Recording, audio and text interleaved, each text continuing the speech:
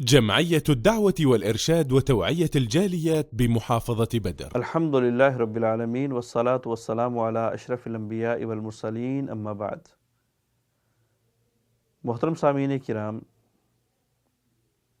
اللہ کی لعنت سب سے بڑا عذاب ہے۔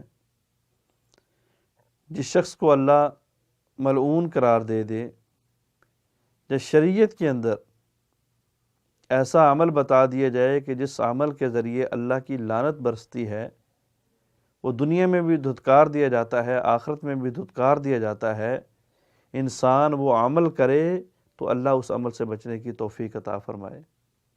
بہت سارے چھوٹے چھوٹے اعمال ایسے ہیں، بہت ساری چھوٹی چھوٹی غلطیاں اور غلط فہمیاں ایسی ہیں جو انسان کو اللہ کے سامنے لعنت کا مستحق ٹھہراتے ہیں، اللہ کے سامنے ملعون قرار دے دیتے ہیں اور اللہ کی نظر میں اس کو دھتکار دیا جاتا ہے۔ انہی اعمال میں سے ایک عمل رشتہ داری کو ٹھکرانا ہے۔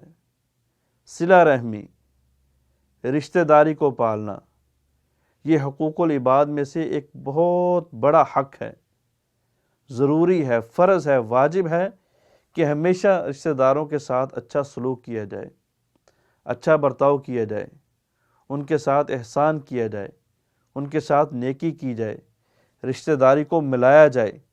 اس لیے کہ نبی علیہ الصلوۃ والسلام کی یہ حدیث ہمیشہ ہماری آنکھوں کے سامنے رہنی چاہیے، ہماری نظروں میں رہنی چاہیے، ہمارے دل و دماغ کے اندر یہ گھومتی رہنی چاہیے کہ رشتہ داری نے اللہ کا عرش پکڑ کے یہ دعا کی تھی کہ اللہ، جو شخص مجھے توڑنے کی کوشش کرے اس کو اپنے سے توڑ دینا، اور جو مجھے ملانے کی کوشش کرے اس کو اپنے سے ملا لینا۔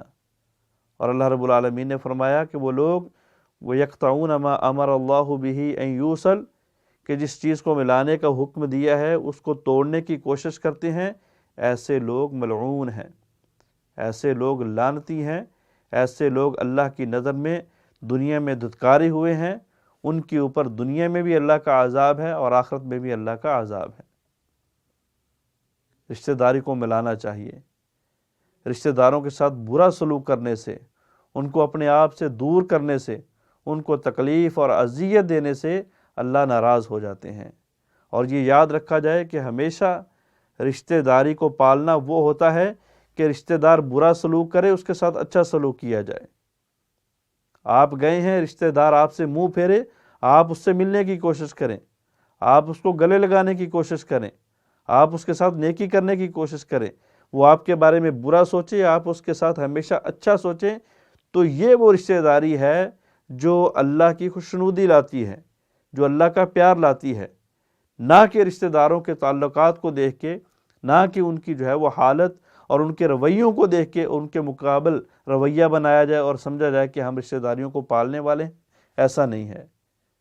اگر رشتہ دار اچھا سلوک کرتا ہے، آپ اچھا سلوک کرتے ہیں، یہ تو عدلے کا بدلہ ہے، یہ تو احسان کا احسان ہے، نیکی کی نیکی ہے۔ رشتہ داری کو پالنا اور رشتہ داری کا خیال کرنا اور خیال کرنے کا حق ادا کرنا یہ ہے کہ رشتہ دار رشتہ داری کو توڑے لیکن آپ اس سے آگے بڑھ کے رشتہ داری کو جوڑو۔ دوسرا عمل جو اللہ کی لعنت کو مستحق قرار دیتا ہے وہ کسی نیک عورت کے اوپر تہمت لگانا، نعوذ باللہ زنا کی تہمت لگانا، اور یہ بہت بڑا جرم ہے۔ اللہ نے فرمایا ان الذین یرمون المحصنات، وہ لوگ جو پاک دامنہ عورتوں کے اوپر تہمت لگاتے ہیں، یہ ایسے لوگ ہیں لعنوا فی الدنیا والآخرہ۔ آیت کا حصہ ہے کہ یہ لوگ وہ ہیں جن کے اوپر دنیا میں بھی لعنت ہے، آخرت کے اوپر بھی لعنت ہے۔ کسی عورت کے اوپر تہمت لگانا، اللہ نے اس کے بارے میں بڑا سخت قانون رکھا ہے۔ 4 گواہ مانگے ہیں اور ان 4 گواہوں کی گواہی بھی برابر ہونی چاہیے، ایک جیسی ہونی چاہیے۔ اگر ان 4 گواہوں میں سے ایک گواہ نے بھی ذرہ برابر گواہی کے اندر نرمی کر دی تو باقی 3 گواہوں کو 80 کوڑے مارے جائیں گے۔ تو آج ہم ہر عورت کے بارے میں، ہر گزرنے والی کے بارے میں، ہر تیسری عورت کے بارے میں زبان کھول دیتے ہیں، فلاں ایسی ہے، فلاں ایسی ہے، فلاں کا فلاں سے ہے، فلاں کا فلاں سے ہے۔ اللہ تعالی ہمیں ایسے اعمال سے بچنے کی توفیق عطا فرمائے جو دنیا اور آخرت میں اللہ کی نظروں میں ہمیں لعنتی بناتے ہیں۔ السلام علیکم ورحمۃ اللہ وبرکاتہ۔